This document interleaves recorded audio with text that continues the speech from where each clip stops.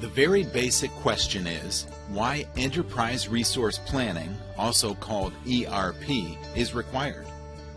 To answer, let's examine this typical business scenario. A client approaches the sales team to buy a particular product. The sales team approaches the inventory department to check the availability of the product. In this case, the product is out of stock. The sales team approaches the production planning department to manufacture the product. The production planning team checks with the inventory department for availability of raw material. If raw material is not available within the inventory, the production planning team buys the raw material from the vendors. Then production planning forwards the raw materials to the shop floor execution for actual production. Once ready, the shop floor team forwards the goods to the sales team, who in turn deliver it to the client. The sales team updates the finance department with revenue generated by the sale of the product. The production planning team updates the finance department with payments to be made to different vendors for raw materials. All departments approach HR for any human resource related issue. That is the typical business process of any manufacturing company. Some key inferences one could derive from the scenario would be: a typical enterprise has many departments or business units. These departments or business units continuously communicate and exchange data with each other. The success of any organization lies in its effective communication and data exchange within these departments, as well as associated third parties such as vendors, outsources, and customers. Based on the manners in which communication and data exchange is managed, enterprise software systems can be broadly classified as decentralized systems or centralized systems, which are also called ERP. Let's look at decentralized systems first. In a company with a decentralized system of data management, data is maintained locally at the individual departments.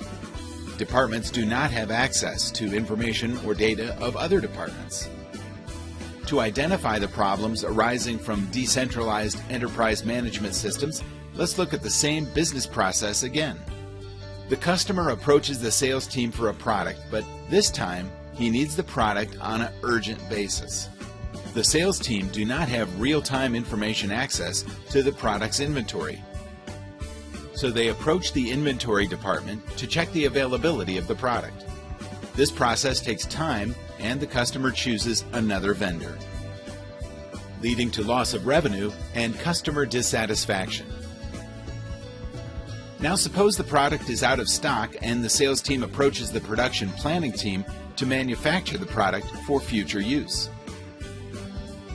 The production planning team checks the availability of the raw materials required. Raw material information is separately stored by production planning as well as the inventory department. Thus, data maintenance cost goes up.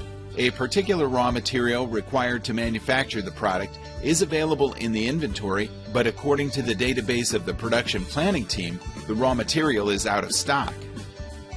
So they go ahead and buy the raw material. Thus, material as well as inventory costs go up. Once the raw material is available, the shop floor department suddenly realizes they are short of workers. They approach the HR, who in turn hire temporary employees at higher than market rates.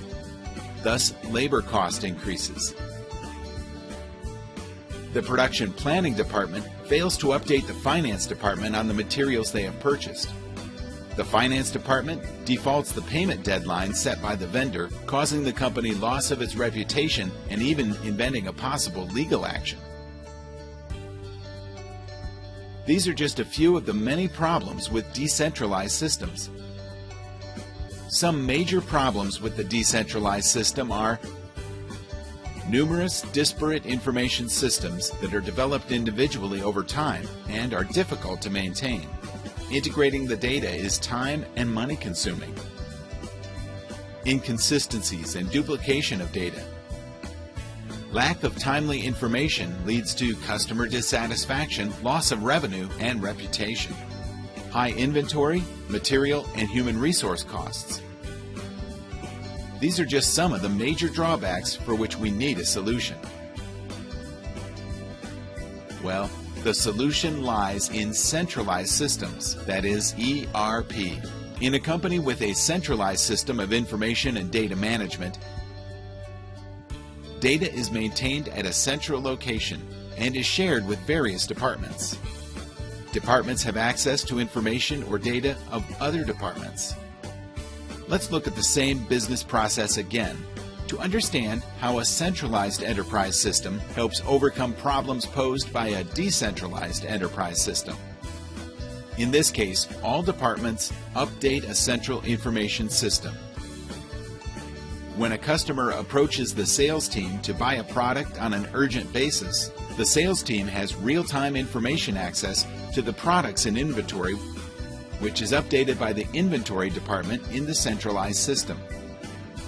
The sales team responds on time, leading to increased revenue and customer delight. In case manufacturing is required, the sales team updates the centralized database.